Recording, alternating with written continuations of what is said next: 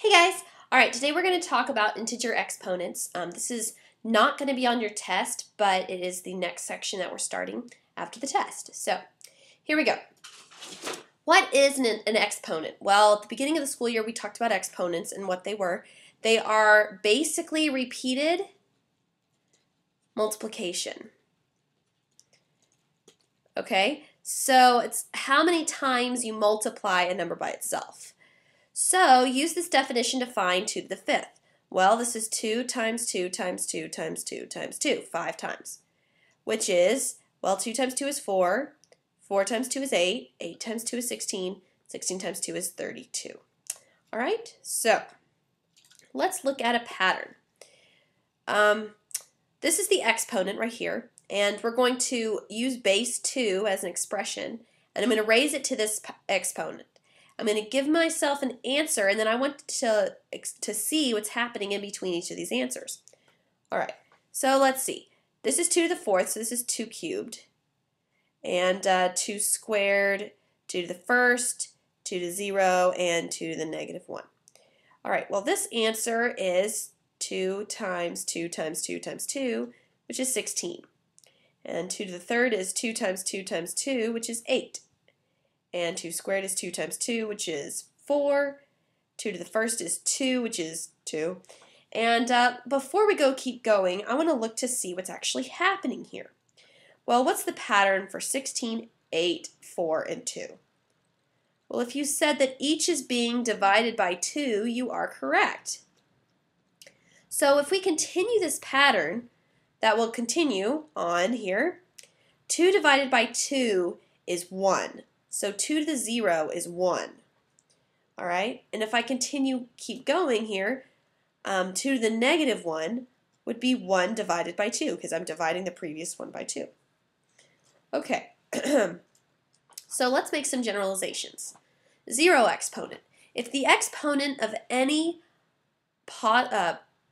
real number is 0, okay, and real and non-zero,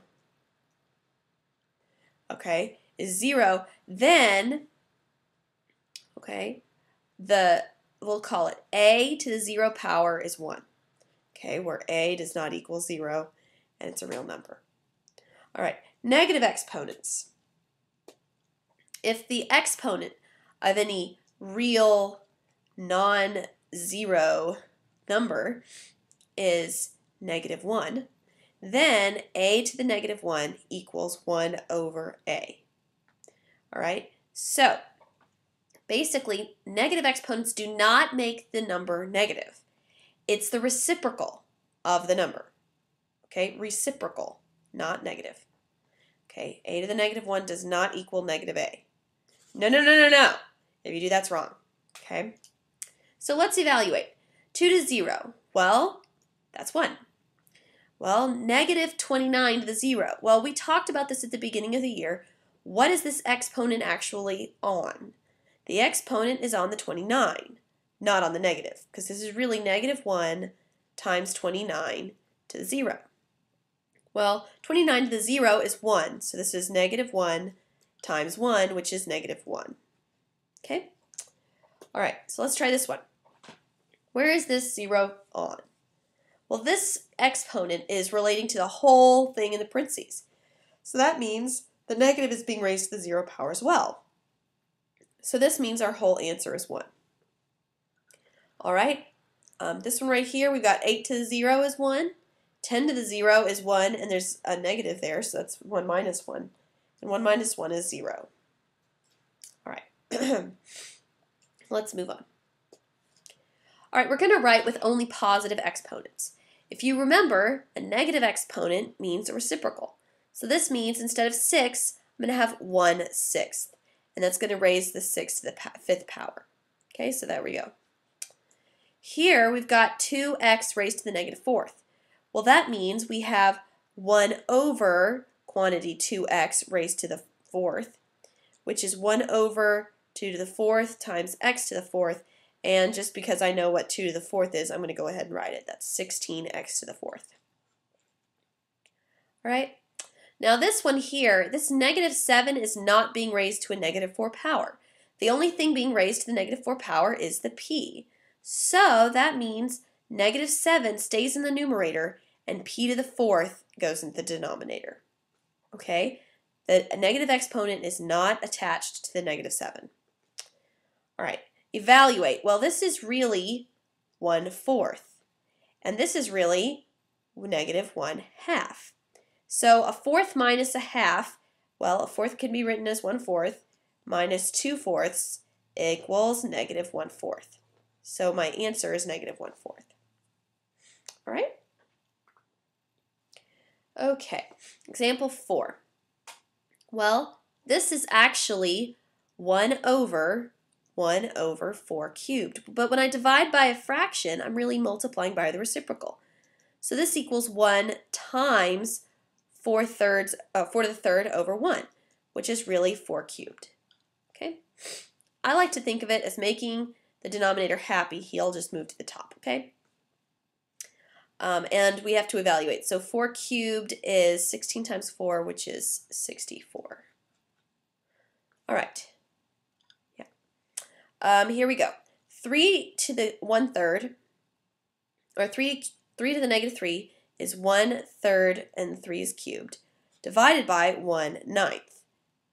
All right, so that means we have 1 over 27 times the reciprocal, which is 9 over 1. Well, 9 and 27 can simplify. This is 3 and 1, so this gives us 1/3. Okay? Another way you can look at this is take this into the denominator, take this into the numerator, so now we have 9 over 3 to the third, and that's 9 over 27, which is 1/3. All right, here we have 2 to the negative 4th and 4 to the negative 2. Well, this guy is unhappy, so he's going to move to the top. This guy's unhappy, so he's going to move to the bottom. So we have 4 squared over 2 to the 4th. 4 squared is 16. 2 to the 4th is 16, so that gives us 1. All right? Okay. Special rules for negative exponents. If a is not 0 and b is not 0, then a over b to the negative 1 equals b over a. Okay?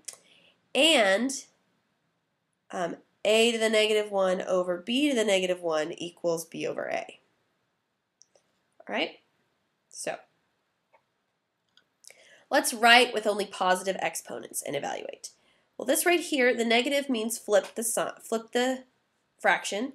So now we have 3/2 to the 4th, which is 3 to the 4th over 2 to the 4th, which means we have 3 to the 4th is 81, 2 to the 4th is 16. So it's 81/16. I did that in my head by saying, okay, well, 3 to the 4th is really 3 squared times 3 squared over 2 to the 4th, which is 16, because 4 times 4 is 16. And that's 9 times 9, and that's 81. Okay? All right, what to do next? Go to Edmodo under 7.1 integer exponents assignment, click on Turn It In. Have you learned these things before? If so, when? If not, what did you learn that was new? One good question. If you understood everything and don't have a question, just say so. Bring to class your filled out notes for 7.1, completed warm-up questions for the integer exponents, and completed cool-down questions for solving absolute value inequalities. And bring your calculator. This next class we're going to be spending some time reviewing for the test, which is coming up next week. I do believe it's on Thursday. All right, see you guys later. Bye.